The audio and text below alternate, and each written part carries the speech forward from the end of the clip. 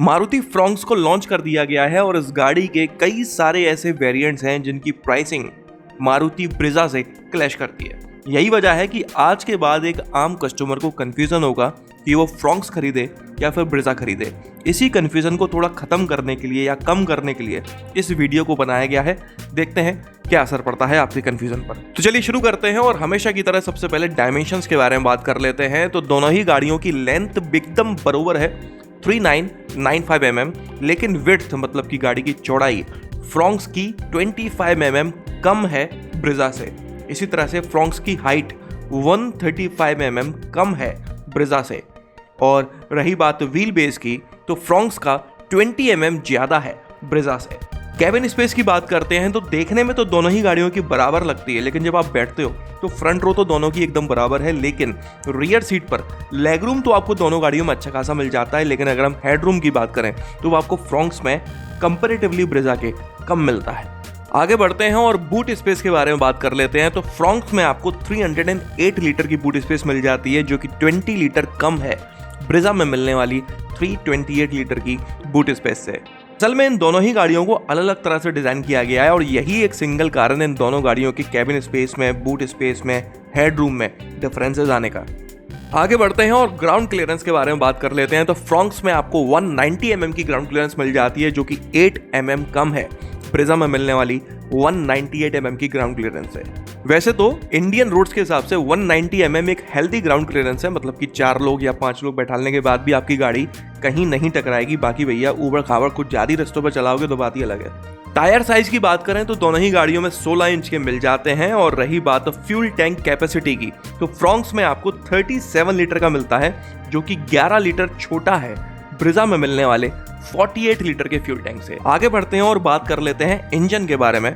तो फ्रॉन्क्स में आपको 2 तरह के इंजन मिलते हैं। सबसे पहला है 1.2 litre dual jet petrol engine, जो लगभग 88.50 bhp की पावर और 113 Nm का टॉर्क जनरेट करता है।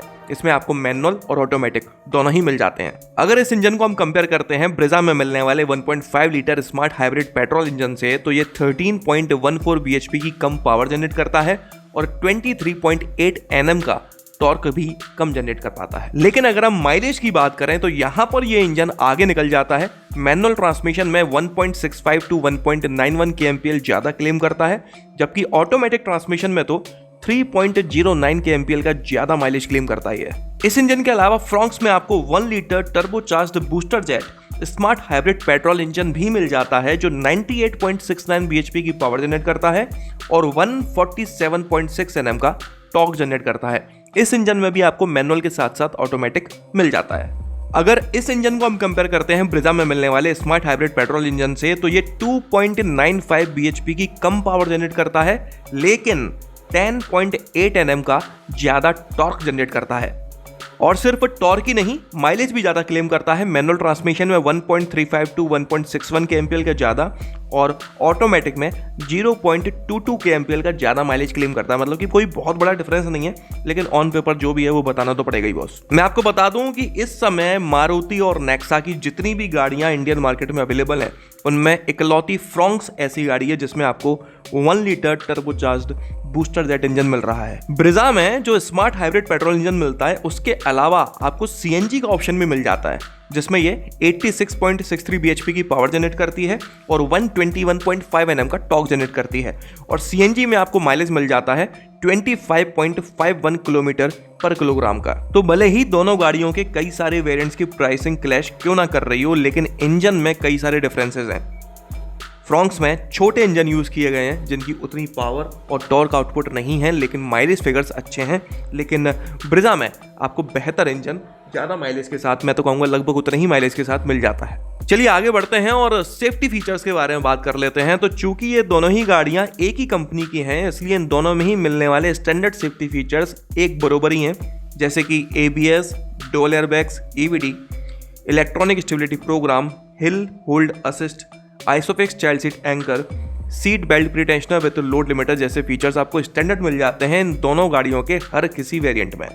लेकिन अगर हम मैक्सिमम फीचर्स की बात करें तो इन सारे फीचर्स के अलावा दोनों ही गाड़ियों में आपको 6 एयरबैग्स तो मिल जाते हैं, लेकिन ब्रेजा में आपको सिर्फ टॉप वेरिएंट में 6 एयरबैग्स मिलते हैं, जबकि फ्रॉन्क्स में आपको सेकंड टॉप वेरिएंट से 6 एयरबैग्स मिलना शुरू हो जाते हैं।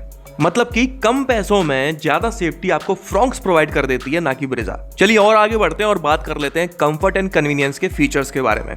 प्राइसिंग दोनों गाड़ियों की लगभग एक जैसी है, एक ही कंपनी की दोनों गाड़ियां हैं, तो सीधी सी बात है भाई, एक ही स्ट्रेटजी, एक ही पॉलिटिक्स, एक ही लॉजिक इन लोगों ने यूज़ किया होगा कि किस गाड़ी में क्या देना है क्या नहीं। तो बहुत बड़ा डिफरेंस आपको यहाँ नहीं देखने को मिलने वाला, जितना भी है वो मैं आपको बता देता हूँ।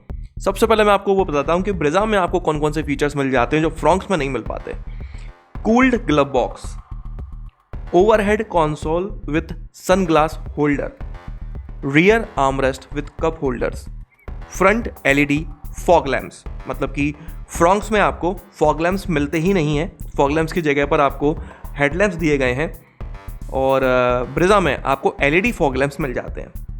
एम्बिएंट लाइटिंग आपको फ्रॉन्क्स में नहीं मिल पाती, इसके अलावा सनरूफ भी आपको फ्रॉन्क्स में नहीं दी गई है।